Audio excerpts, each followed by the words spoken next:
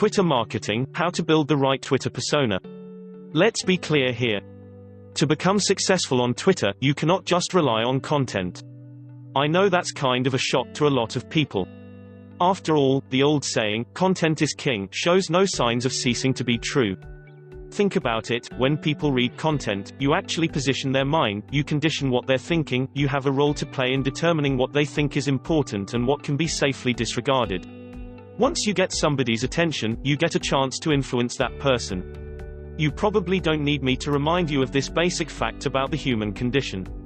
The problem is, most people who try to market on Twitter are completely blind to this. They think that this is just some mild psychological detail to remember from time to time, but does not weigh in much as far as their specific Twitter marketing efforts go. Too bad. Why? This is actually the cornerstone of highly effective Twitter marketing. You have to sell your persona.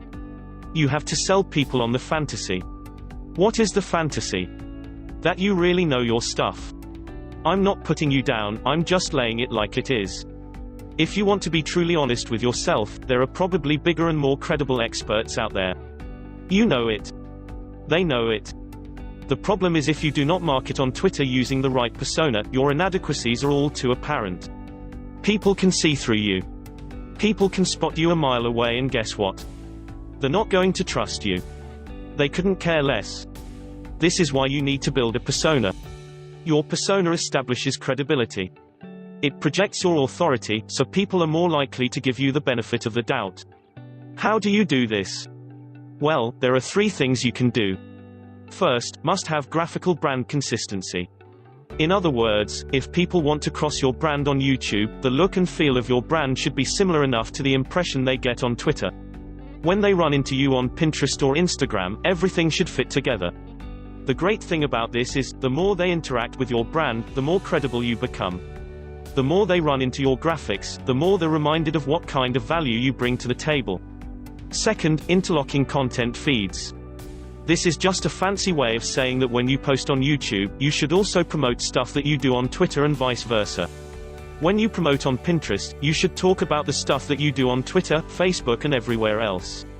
In other words, regardless of where people find you in the vast chaotic world of social media, you remain consistent with your image. Your image becomes a place they can return to. What place is this? Your brand. Platform-specific content. I wish I could tell you that you just recycle stuff all over the place. It would be so easy. It would make life so much simpler. Unfortunately, that is a one-way ticket to failure. You have to understand that when people look for your brand on YouTube, they are looking for YouTube-specific content. They're not looking for your tweets. They're not looking for some weak slideshow of the text that you post on Quora.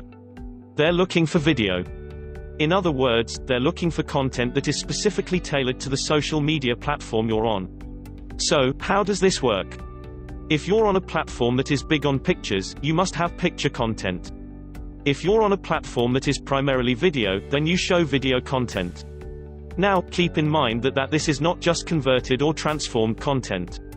This must be specifically created content for that platform. This might seem expensive, but it doesn't have to be. There are all sorts of tools you can use from all over the internet where you can turn articles into whiteboard videos and all sorts of stuff. The key here is to think big. You should develop as many different trickles of traffic from many different social media platforms. You may be thinking that these are small trickles of traffic that may not amount to much. Well, you might want to think again. Small streams of traffic, when added together, turn into mighty rivers of traffic.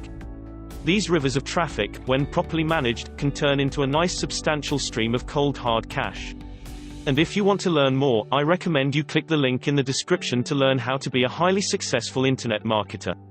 And if you like this video, please give it a thumbs up and subscribe and share it with your friends on Facebook and Twitter and Google+. Thank you for watching and see you next time.